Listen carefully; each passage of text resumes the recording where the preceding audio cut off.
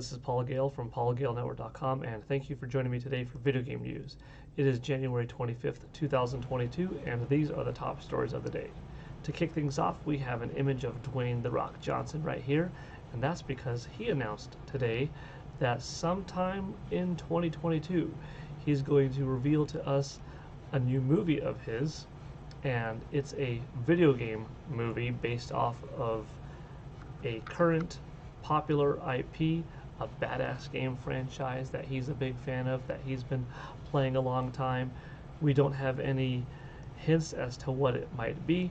He joked with people on Twitter, someone made an image of two Dwayne "The Rock" Johnsons as Pong bouncing back and forth a ball, and that was pretty funny. I made my own joke saying, oh, well, clearly The Rock must be playing Link in a live-action Zelda movie, and lots of people came up with different fun things. We don't know who he's going to play. Will he be the main hero or villain? I mean, could he actually be like Ganondorf in a live-action Zelda? Yeah, possibly. Now, I don't think that's likely it. He played in Doom back in the day. Who could he be? Kratos is a possibility. His likeness, his physical physique. I mean, former professional wrestler and the late Shad Gaspard, he actually was the physical motion capture body for Kratos in the God of War title from 2018. So another, semi-former pro wrestler in The Rock, since he is mostly making movies these days, to be Kratos in a live-action film. That would be a possibility. I could see that. Someone like a Marcus Phoenix. I know Dave Bautista wanted to do that role, if I'm not mistaken, is to, be Marcus Phoenix from Gears of War in a live-action movie. And actually, I think he looks probably better for the role, but I think The Rock would do a great job as well. Who else could The Rock be? I don't think it's going to be like a CG film. This is a live-action take, so could be fun. Could we be getting another Street Fighter? And he's someone from the SF cast, a significant role? I'm going to say probably not, but yeah, I'm looking forward to it. I like The Rock, I'm a longtime fan of pro wrestling, and The Rock's career followed him from the beginning all the way till he hit movies, came back into wrestling, and then, now for the last several years, I think he's great. So I'm definitely looking forward to what that announcement is, and when he does reveal it, I will be definitely talking about it on this channel. All right, moving on. This is actually from a couple of days ago, January 23rd, and that is some update on Pokemon Legends Arceus. At 5 days prior to launch, which was 2 days ago, the game has more pre-orders than Monster Hunter Rise, Pokemon Diamond and Pearl remakes, and Pokemon Sword and Shield. Those games respectively debuted at 4 million, 6 million, and 6 million units in their respective 3-day opening weekends, which is phenomenal. The only game to do better on Nintendo Switch was Animal Crossing New Horizons with something like 9.6 million. Its 11-day total was 11.7 million, and that's because the game came out towards the end of March, and it was readily available for that fiscal report from January 1st through March 31st. Okay, but we did get a little bit of a breakdown of, okay, these were the first 11 days, but the first 3 days, something like 9.5 million.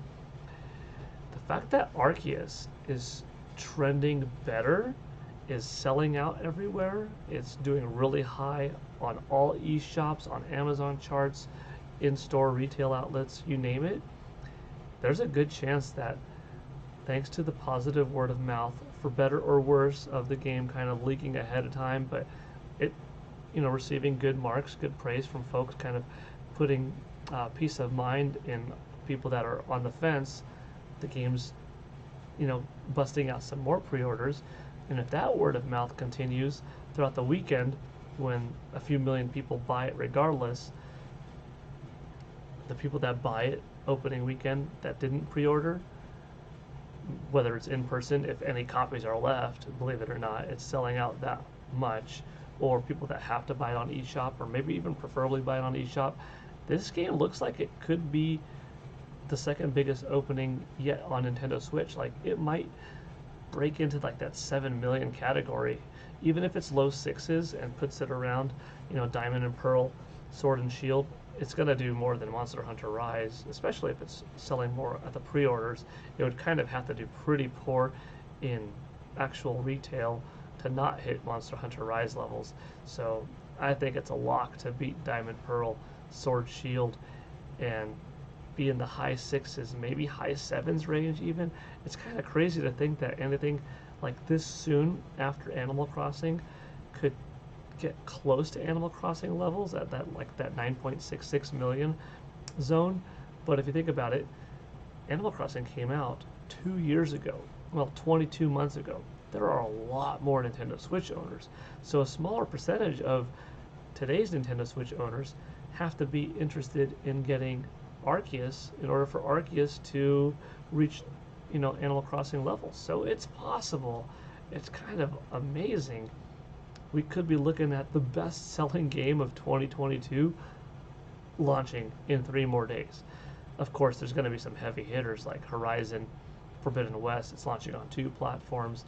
That's a contender, but I don't think it's going to top Arceus. We've got The Legend of Zelda Breath of the Wild 2, which is going to debut strong, coming off the heels of the 24 million plus selling Breath of the Wild, but it's also coming out probably in the last 6 weeks of the year. Is that enough time?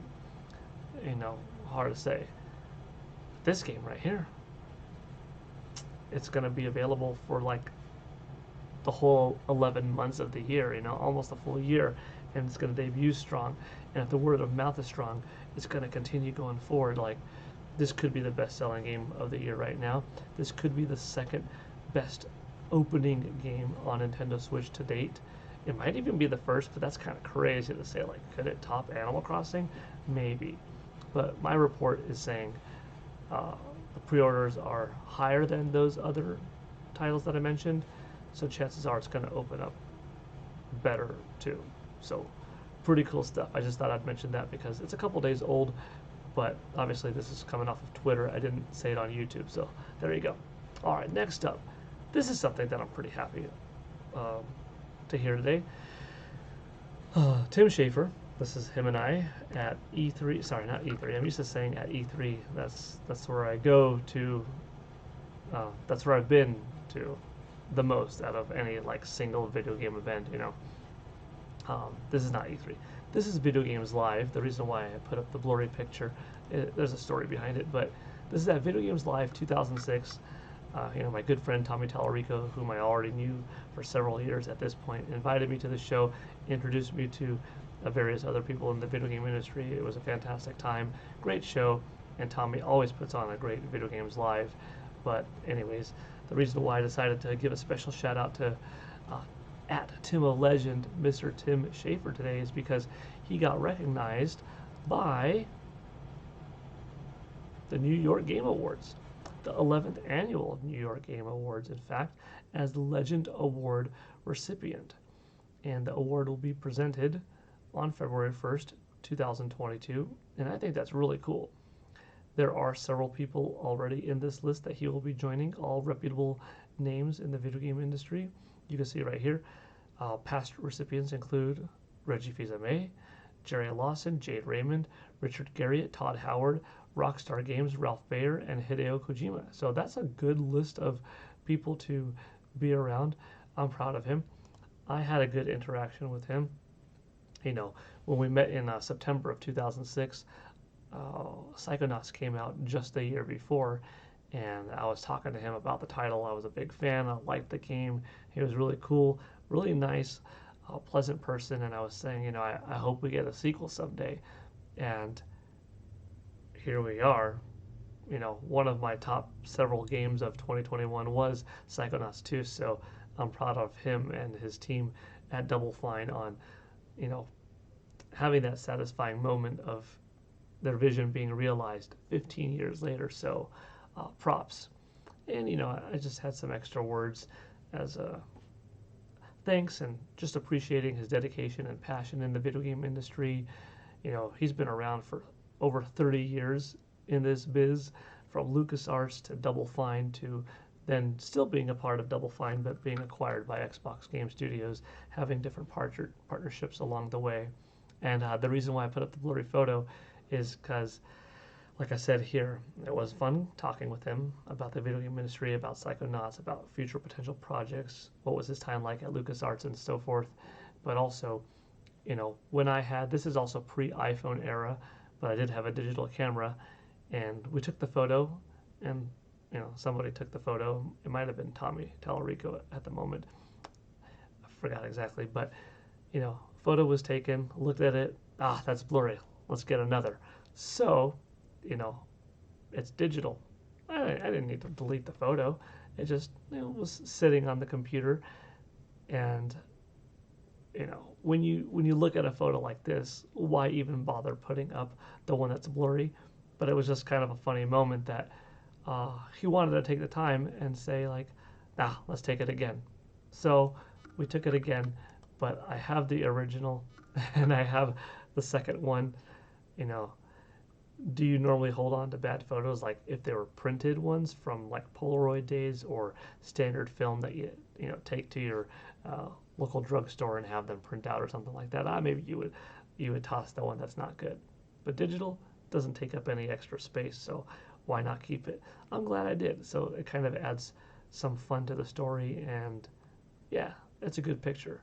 And it's kind of crazy that this photo is almost 16 years ago, because come this September, it will be a full 16 years. So anyways, congratulations, Mr. Schafer, on quite a good career for many games along the way. I hope that you see this photo online and you remember the moment from Tommy Tallarico's Video Games Live event, Hollywood Bowl, California, September 2006, because, yeah, good time. Okay, moving on. January 25th, that is today's date, 2019 on this date, Retro Studios was announced as the new developer taking over the rebooted Metroid Prime 4. Oh, what a shocking day for us when Nintendo had that announcement. It was a painful blow, because here we got to see Metroid Prime 4, that splash image that you see right here, shown at E3 2017. Nintendo Switch was just 3 months old, and like, wow, we're getting a Metroid Prime 4. From June 2017 to January 2019, nothing. And then that drop that day, we're sorry. Hey, I give them major props, because they came forth, they were honest, they want this game to be epic. It wasn't at the quality of standard that they saw it, that they wanted it to be. So they decided, it's going to be painful, but we got to do it right. We're going to scrap it. We're going to give it to Retro Studios. And there you go. And now it's been 3 years. So I've said this at different times on the channel, but I believe development for this game must have been something like March 2017 to October 2018, something like a 1 year, 7 month development window, when things weren't going well. Probably towards the end they decided that we gotta scrap it. So probably Retro Studios hopped on like October or November, ahead of the January 2019 announcement, and they've very likely been working on it for 3 years, 2 months, 3 years, 3 months. Of course, the pandemic hit. That would delay things naturally. What we don't know is, was any of the work done for probably a year and a half leading up to that point from the former developer, which we believe was, Bandai Namco? Was any of it salvaged? Was Retro Studios able to, in the last, 3 years and 3 months, in particular the first several months, able to use some of that old content? A storyboard, a couple boss designs, any voice acting, any stage layout, any audio clips of an arm cannon charging up, any art assets for, stages or costumes, enemies, storyboard, anything, because those things would reduce some of the demands in the development time, possibly, or maybe they completely started from scratch. Hard to say. We don't know. We may never know. Hopefully, we find out one day, though, right? But the way I'm looking at it is, I could see this game being a November 2023 title. Should Nintendo release a Nintendo Switch November 2023, this game would at that point have a 5-year development cycle, if I'm not mistaken. If they indeed did start like October 2017, or sorry, October 2019, sorry, 18, getting tongue-tied. If Retro Studios started October 2018 on this game, from October 2018 through October 2023, that would be 5-year development cycle, even with the pandemic in the middle of that, taking up a good chunk. Maybe or maybe not any old content being used to help them out. But regardless, that seems like it would be an appropriate amount of time for a big heavy hitter. Then again, I'm not a video game developer, so I couldn't tell you exactly how much COVID impacted it. My other speculation here is March 2024. Should a Nintendo Switch 2 launch then? What I'm trying to get at is the game has to be ready, of course. Don't just rush it. But should the game be ready? And should the Nintendo Switch 2 be ready as well? Then I think it makes sense to be a cross-gen title. Release it on the 140 million selling Nintendo Switch, and also release it on the brand new Nintendo Switch 2. Take advantage of a healthy, strong, big Nintendo Switch audience, because by that time there will be around 140 million Nintendo Switch owners, and also have it be playable on Nintendo Switch 2, but look a lot better, run a lot better, higher polygons, higher fidelity, better frame rate, better resolution, and make people say like, wow, that's worth the upgrade. So you don't alienate the fan base, but you also help propel a new system by making it, being something that people want going forward. That's my wish. That's my hope. We'll see if that comes true. But yeah, 3 years ago, kind of crazy. And finally today, EA Star Wars announced. We're excited to announce 3 new Star Wars games officially in works from Respawn. Read more and pass on what you've learned. So this is pretty cool. There was a little bit of a time where folks didn't know, is all good between EA and Star Wars? Is there a little bit of a misguided approach, or are they just fine? Are they doing as much as they should with the series? Overall, I like what EA has done with Star Wars. I would like to see some old titles be brought back, some older franchises, older Star Wars games literally just be ported or remastered or remade, or potentially, if not, just new versions in those series come out.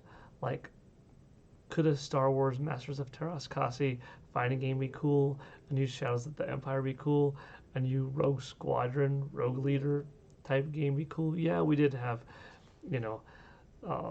some of the titles in the last few years be, comparable in some ways too, and some, better or different in other categories, but some of those names still hold some meaning, and some of those gameplay styles are distinctly different that I think that they could still be modernized and continued nowadays. But overall, they haven't been dormant. EA has been doing quite a bit with the Star Wars franchise, so it's good to see that more stuff is coming forward. And who knows, just because we don't get something now doesn't mean that it's not going to be in the plannings, right? I think this is with everything. You can't look at just the video game industry as what's in the here and now is reflective of everything and how it's going to be always. If you're not getting the Pokemon remake you want now, don't worry. We've got hundreds of years of life to live. Well, Us not. We've got decades worth, but these companies, these franchises are going to be around for a long time. So there's tons of years worth of expansiveness, of growth, of time to come. Maybe part of the fear that people have is like, yeah, but I don't want to wait till I'm, you know, 70, 50 years from now, 40 years from now to finally get to play blank game. Don't worry, there's probably other stuff that's going to come out before then that's good. You know, I want The Legend of Zelda Ocarina of Time remade. I think it would be perfect if it was remade in glorious, big style, pumped up graphics, bigger scope, but still retaining the feel for November 2023. I would love Ocarina of Time remade for the 25th anniversary. I think it would be perfect. But maybe it doesn't happen. But if it doesn't happen then, is it impossible to say that, yeah, maybe it'll happen at the 40th anniversary? That's so far into the future of that particular game, though, you know? You're looking at 2038 or 50th anniversary. But the thing is, these companies can't give you everything at once because there has to be this flow of, okay, a little bit of remakes littered here and there throughout time, like not everything all at once. Yeah. So, anyways, coming back to the Star Wars point, I'm okay if not everything comes out now. I have faith that, hey, things are flowing pretty well. We're getting some good stuff along the way. There's always the likelihood, the possibility, I should say, that something from the past will come back. And then if it doesn't, it's not even like a worst case scenario. Chances are something else good will be comparable that replaces it. And that's cool too. As long as it's good, you know? Legacy stuff, franchise stuff, nostalgia, we oftentimes want that, but it's also good to see brand new ideas go forward because that's also a part of the video game industry is propelling forward, right? Okay, everyone. Well, good talk. Fun video game news segment. Hope you all have a good one. Thanks for watching. This is PGN signing out, and I'll see you all next time. Bye.